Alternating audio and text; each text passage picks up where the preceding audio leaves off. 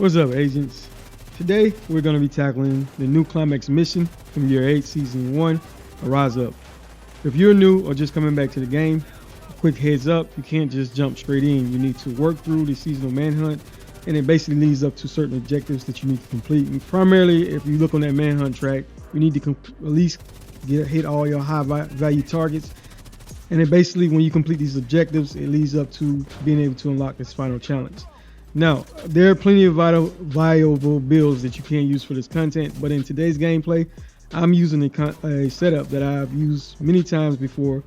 Basically, it's built for strong survivability, and it helps peel some aggro off of your teammates, giving them enough time to do that damage, to get the damage in.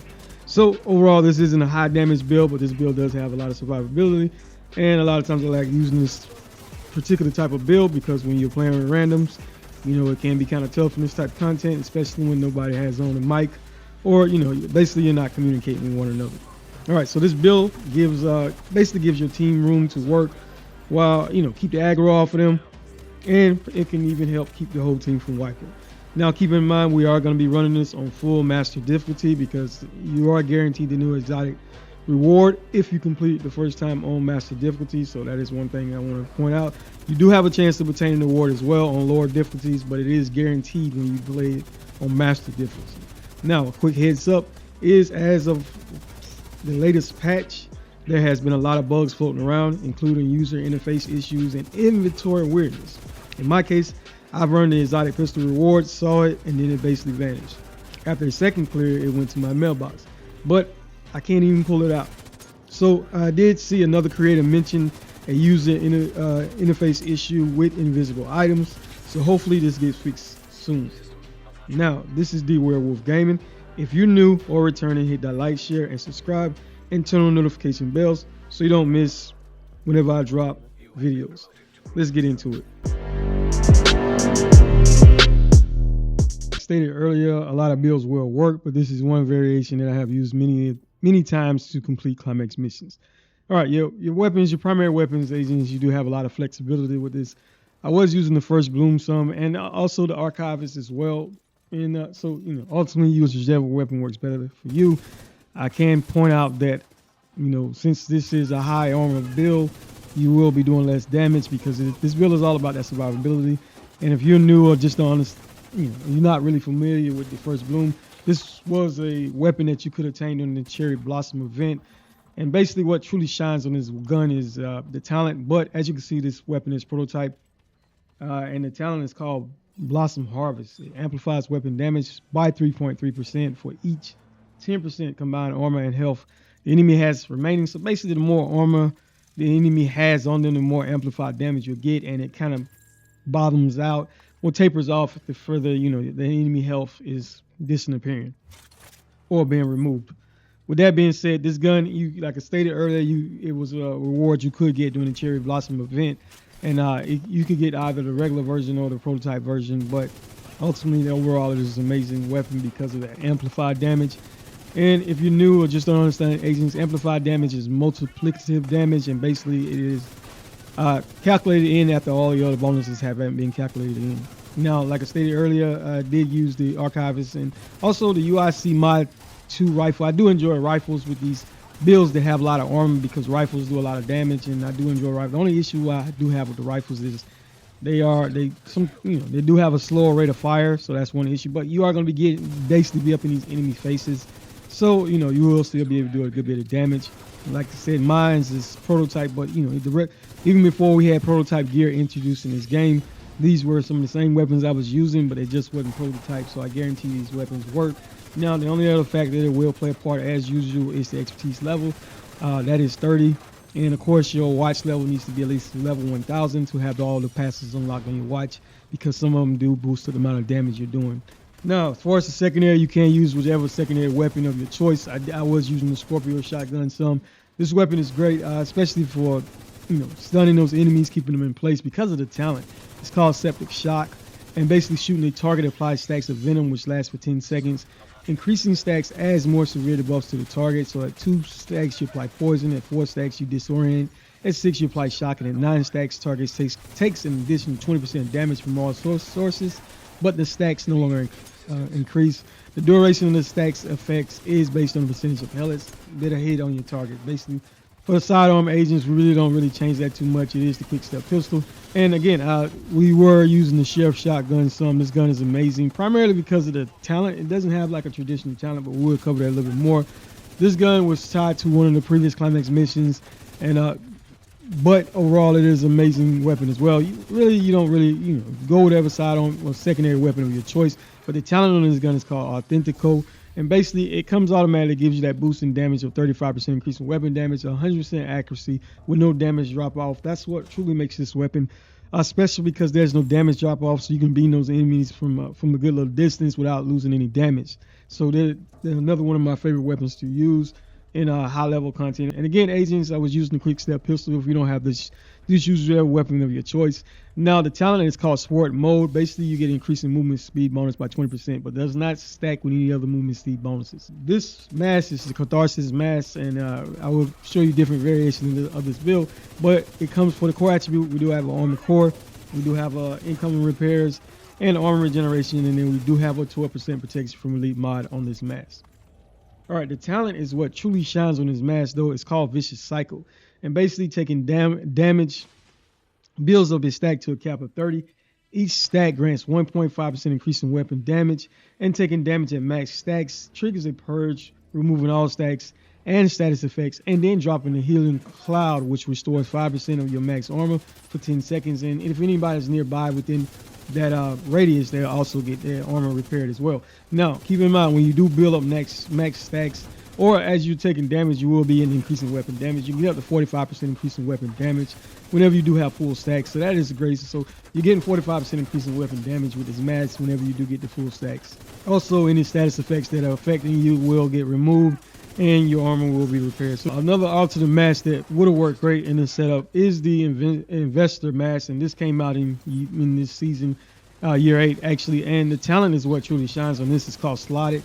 Basically, you receive bonuses for each non-core attribute on the item depending on their color.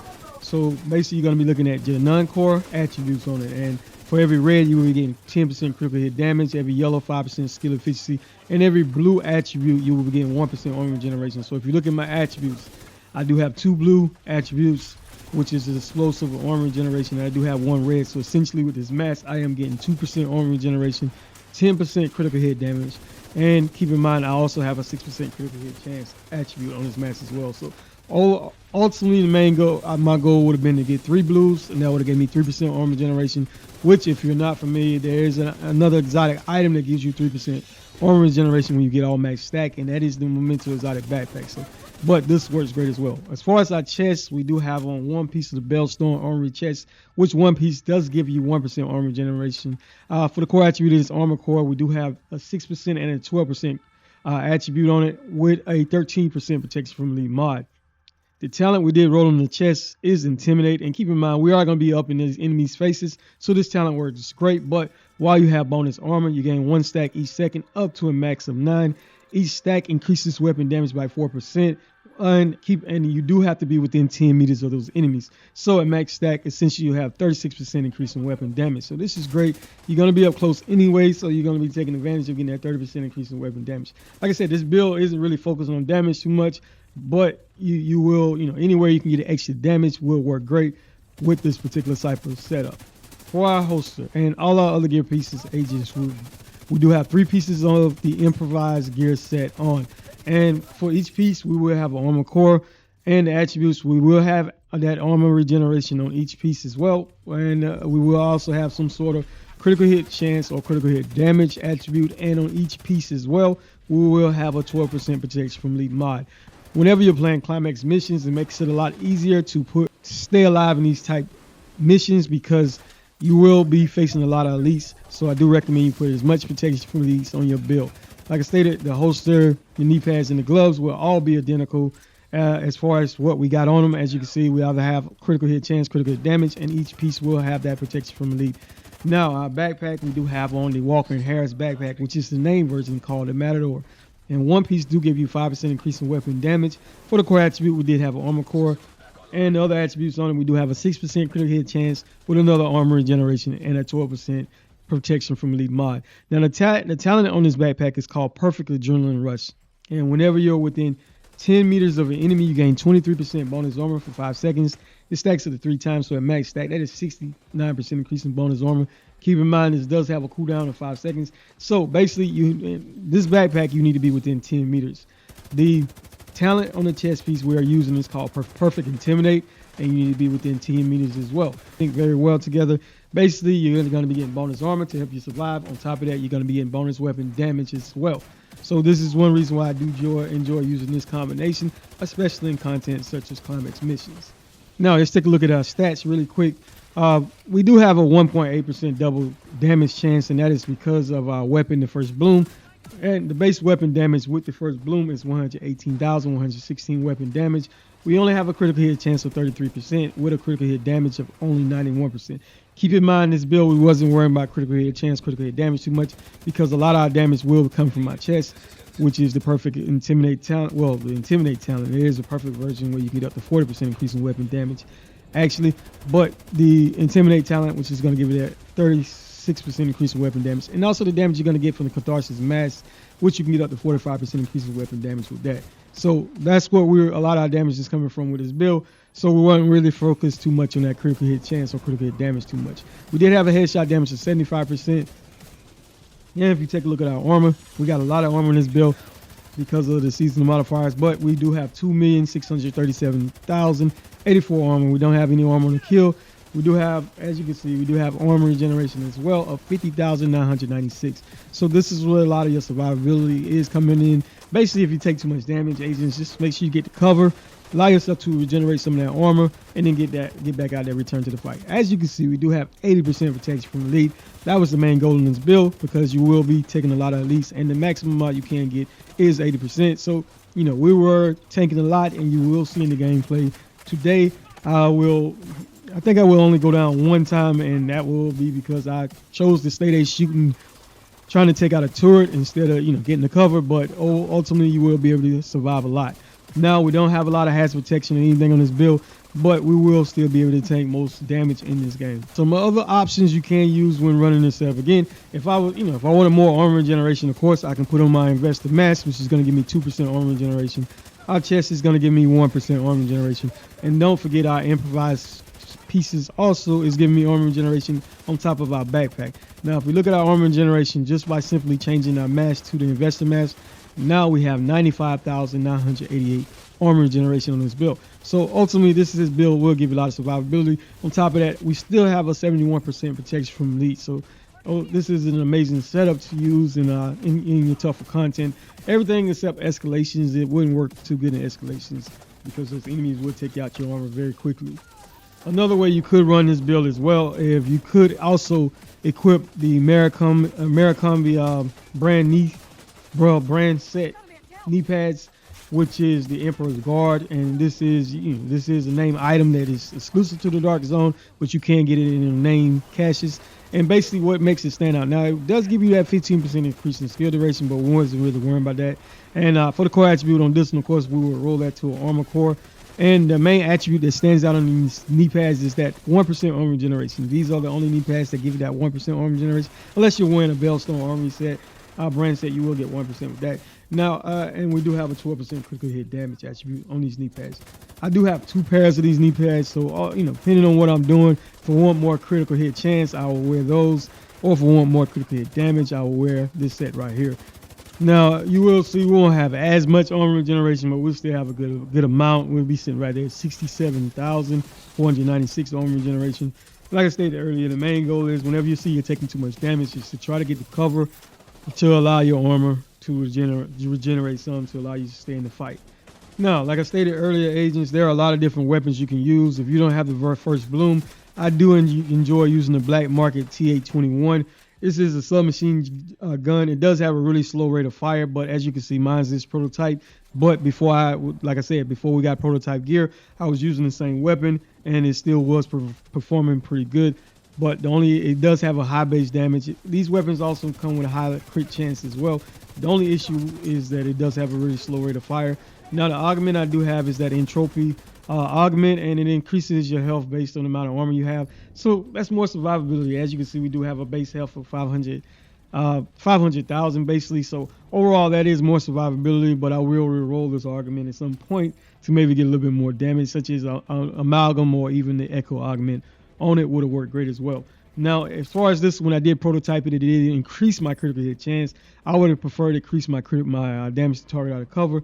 So ultimately, but this is what I got, and it still works pretty good. Like I stated earlier, agents, you could have used any weapon of your choice, such as the Lexington, the Archivist, or even a rifle. A lot of my high armor builds, I enjoy using rifles because it makes up for some of that damage lost. The only issue you will have when using rifles is that slow rate of fire. And I do have the strain talent because this gun does shoot pretty slow.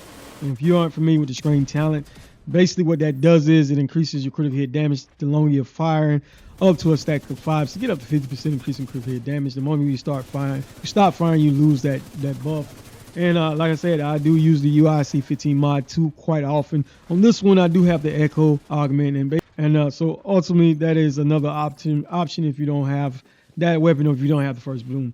Now, as far as our skills, we do have the Crusader Shield. This adds a little bit more survivability. It does scale with your blue and yellow cores, so we do have a tier 6 with that, which will boost the amount of health and damage your shield can take. And of course, we do have the Revival Hive, so if we go down, we get a second chance to get back up.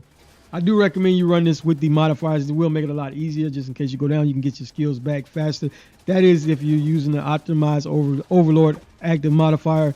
And basically what this does is whenever you activate it, it reduces your skill cooldowns by 54%. And at level 5, it permanently increases all base module stacks by 1. And on activation, skills are also overcharged for 14 seconds. So essentially, it's going to help you get those skills back. This is what I would recommend you using, but use whatever active modifier you prefer. Now, our passives, we don't really change them a whole lot. I didn't really want my passives to affect overall damage a whole lot. We are still using weapon handling, the bonus armor, and skill damage. So we do have the split defense, and this decreases defense stacks by 15, but increase offensive and utility stacks by 10. Our second passive we do have is called compressed defense, and this decreases defense stacks by 10, but each defensive stack is 50% more potent when calculating the effective stacks. So essentially it's going to make them more effective. The last one is the nullify modifier. This basically reverses any value changes that have been applied to the lowest module. So whichever module has the lowest values, it will essentially fix that module or balance it out. And you will see, I will remove this right here, and you will see we will lose that bonus armor if I was to take that nullify passive modifier off. One other thing I do want to point out, agents, is that I enjoy weapon handling because weapon handling actually affects a lot of things in this game. As far as your weapons, it increases your accuracy, your stability, your reload time, and even your weapon swap speed. So I didn't want to go with the headshot damage and any other modifiers that basically increases damage. So a lot of times I just wanted the weapons handling on as far as my passive modifiers. All right, so let's take a look really quick at how to, if you're new, you don't know how to get improvised gear, you basically go to the crafting table at the White House, and whatever you're looking for example, we're in the mask, just keep scroll down, you will see the brand, the gear, just keep going all the way down until you get to here. It says other, and it gives you 2 categories, and as you can see, it is showing improvised. So this is where you can craft your improvised gear set. And one thing that stands out is you don't get any damage like buffs or anything, but you will give you an extra slot to be able to equip whatever you want, such as protection from elite mods. Now, on this build, we were running the survivalist class specialization because it does give you that 10% increase in protection from elite, and that's what we was going for in this build. Also, your armor kits now repair over 5 seconds instead of instantly, but it also will apply to members in your group that are within 20 meters. So if they need a little bit of armor repair, it will be repairing theirs as well, as long as they are within that 20 meters. Another thing is that you will have access to the incendiary grenade, which is great to apply that burn status effect. It is a crowd control effect as well. So that's why I do enjoy using the survivalist. On top of that, you will have access to the mender mines. There's one mender mine that basically follows you around and will repair your armor. So this is great. I do use it from time to time. And let's look at some of the other passives that come in this build. Is basically you get the survivalist tacklist link, and this group members get 10% bonus damage to enemies that are affected with status effect. So when you throw that incendiary grenade, set those enemies on fire. When your teammates are shooting at those enemies, they will be doing 10% increase in more damage. Also, you get the scrapping by basically you gain 5 ammo per second whenever you're moving from cover to cover. Another thing I do want to point out is don't forget to equip the correct weapon element to get your bonus and 15% increase in weapon damage, because it will affect your time to kill. I was primarily using an assault rifle, so I did make sure that I equip. And a lot of times I will be using the shotgun, but as you can see, I don't really equip the shotgun element because shotguns usually have a high base damage. So a lot of times I save that element for something such as an SMG or even an LMG. Now, survivalists work great, but another class I would have suggest specialization would have been the firewall, because the firewall comes with a lot of great passives. For one, you get 30% health on a kill. On top of that, whenever you do use one of your armor kits, it will repair 200% of your armor and 200% of your health. This is the only class specialization that gives you that type of armor kit, so that is amazing as well. And you will also have access to the striker shield. If you aren't familiar with that, basically it's kind of like the Crusader shield, except you will get bonus damage based on the, those number of enemies that are in front of your shield. On top of that, will allow you to use the flame jet stream flamethrower, basically, which will set those enemies on fire, and that way it is another crowd control mechanic as well. So ultimately, this would have been another class specialization that I do often use sometimes with this particular build. So I do recommend this one as well. But as always, agents, when it comes to these type things, always use whatever works best for you and your gameplay. Now, really quick, agents, I did mention this earlier. There was some issues with certain weapons. For example, I did obtain that new exotic pistol twice, and as you can see, it was not in my inventory. But if I go to my stash, it is showing in my stash, but I am unable to move it from my stash. I can only see it there visibly. But like I stated earlier, there is a user interface going on, and there's a lot of saying that it is invisible items in our inventory. And I believe there is a workaround. I haven't had a chance to try that workaround yet. So as you can see in my inventory, I do have the weapon, but it is useless as of right now until there is a patch release. I can't really do anything with this weapon at the moment. All right, really quick glance at the talent. The talent is great. It's called Faster Than Reloading. Basically, having this holster for 5 seconds reloads it and primes it. While prime, swapping to this weapon reloads your primary and secondary weapon, and also grants plus 20% increase in rate of fire, plus 50% increase in weapon damage until its magazine is empty. So basically, you want to keep firing this weapon until the magazine is empty. If you reload or swap from this weapon, you will lose that damage buff, which is increasing weapon firing rate by 20%. On top of that, 50% increase in weapon damage. Again, and also there's no blueprint. Generally, when we do obtain these weapons during the Climax mission, you can run over here to Ayana, I believe is the name, and you can usually buy the blueprint to be able to re-roll that attribute. A lot of times I usually put damage to target out of cover on that third attribute on these weapons, but I was not able to buy the blueprint either. So now there are a lot of different variations of these builds that I do use. All right, agents, like I said, this is the full run. I hope you enjoyed the video. Stick around and watch the gameplay. And if you like the content, please remember to hit that like, share, and subscribe. Also, turn on the notification bell so you can stay informed whenever I do drop videos. It is really appreciated. All right, agents, stay strong, stay sharp. Dwerewolf gaming out.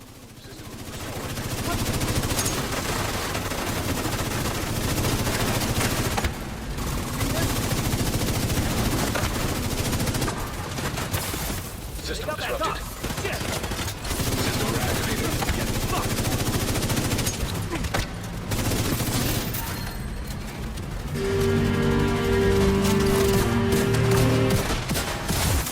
An agent needs assistance.